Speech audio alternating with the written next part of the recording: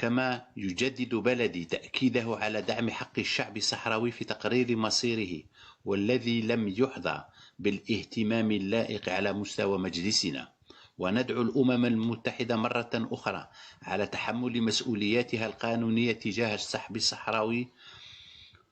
ونناشد في الخصوص المفوضية السامية لحقوق الإنسان لإرسال ملاحظين في المناطق المحتلة، خاصة مع التطورات الأخيرة بعد خرق إطلاق النار والقمع الذي يطول المدنيين الصحراويين العزل.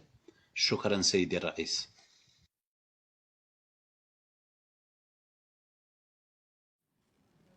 Tiene la palabra Argelia. Merci, Monsieur le Président. Monsieur le Président, durant le segment de haut niveau, le représentant de l'autoproclamé commandeur des croyants a consacré le tiers de son intervention à l'attaque de mon pays, pour la simple raison que l'Algérie se montre attachée à la légalité internationale, solidaire d'un peuple qui refuse l'occupation et le fait accompli de la colonisation et qui demande depuis plus de 4 décennies l'organisation d'un référendum d'autodétermination en faveur du peuple de ce territoire, enregistré au niveau des Nations Unies comme un territoire à décoloniser. Il est affligeant que le représentant de la monarchie marocaine s'est évertué à donner à notre plénière une image idéalement satisfaisante des performances de son pays, alors que depuis des semaines, les manifestants occupent les espaces publics de 50 villes marocaines pour dénoncer la rapine, la prédation et l'injustice sociale, dévalisant les commerces alimentaires et réclamant le changement, événement passé sous silence par un embargo dont les médias qui scrutent pourtant les horizons et qui se disent indépendants, si prompts à rapporter l'actualité du jour, font preuve d'une incroyable cécité. Nous savons tous que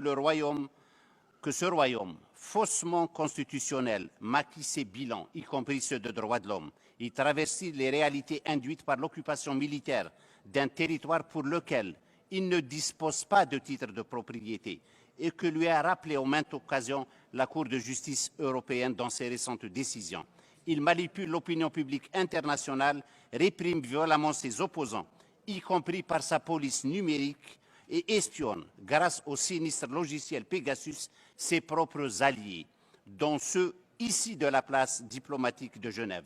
En somme, il a construit et monté, comme tout le reste du château, une industrie du mensonge adossée à une machine à audimat pour s'assurer la complaisance de ses protecteurs en vue de favoriser, comme c'est le cas depuis 4 décennies, l'inaction des organes de délibération et de sanction des Nations Unies. Nous évoquons depuis des années ces faits pour rappeler au sursaut des consciences et souligner notre collective responsabilité afin de mettre un terme à l'incongruité des formules concoctées par le Royaume du Maroc qui, sans détour, assume devant nous une agression caractérisée. Monsieur le Président, pour tout le reste, nous renvoyons l'orateur à l'aide-mémoire circulée le 30 septembre 2021 par la mission d'Algérie aux représentations diplomatiques et aux organisations internationales à Genève et au cinglin démenti en date du 17 janvier 2022 du porte-parole du secrétaire général qui a balayé les allégations au sujet d'un prétendu enrôlement d'enfants réfugiés dans l'armée sahraoui. Je vous remercie.